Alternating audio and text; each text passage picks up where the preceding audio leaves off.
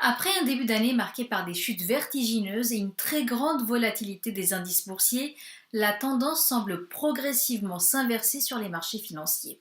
Et en Europe, les principales bourses ont enregistré la semaine dernière leur meilleure performance en 8 ans.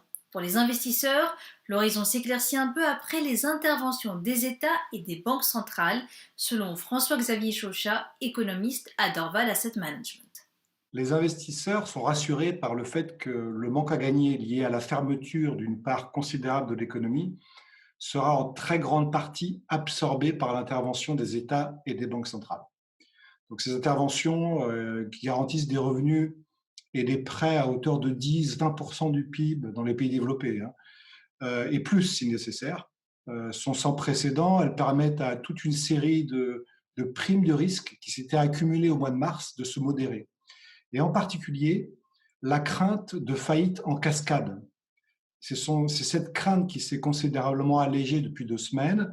C'est la bataille du crédit qui est en train d'être gagnée par les banques centrales et les gouvernements, en tout cas, encore une fois, dans les pays riches. Et c'est pour cela que les marchés remontent très fortement depuis quelques semaines. Alors, reste bien évidemment que la crise du coronavirus n'est pas terminée, puisque les vaccins qui marqueront la fin de la crise ne seront disponibles que l'année prochaine, a priori, hein. En attendant, la crise évolue progressivement vers une phase, disons, grise, hein. On passe du noir au gris, avec des expérimentations et des calendriers très variés de réouverture de l'économie, suivant les pays et les secteurs. Alors, l'Autriche réouvre aujourd'hui ses petits magasins, par exemple. L'Espagne rouvre l'industrie. Voilà. Alors, quel pourcentage de l'économie mondiale pourra à nouveau fonctionner sans faire repartir l'épidémie? Ce sont les prochaines semaines qui vont nous le dire. Et c'est justement dans ce contexte-là que s'ouvre la saison des résultats d'entreprise, avec des bénéfices qui risquent de connaître des baisses jamais vues à ce jour. Comme pour les chiffres économiques qui continuent d'être publiés, il faut se garder de tirer des conclusions hâtives des résultats que vont annoncer les entreprises. Les chiffres d'affaires et les bénéfices des entreprises vont évidemment s'écrouler comme jamais à court terme, encore plus d'ailleurs au deuxième trimestre qu'au premier, puisque ce sont les chiffres du premier trimestre qu'on aura.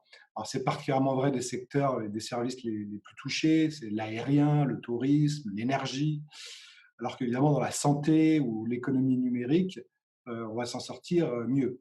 Mais dans chaque secteur de l'activité, les investisseurs tenteront de juger de la résilience de chaque société, ses besoins en liquidité, le recours ou non qu'elles auront aux aides étatiques, et enfin de la politique de dividendes qui sera adoptée. Et ce dernier point étant parfois très sensible politiquement, il sera particulièrement surveillé.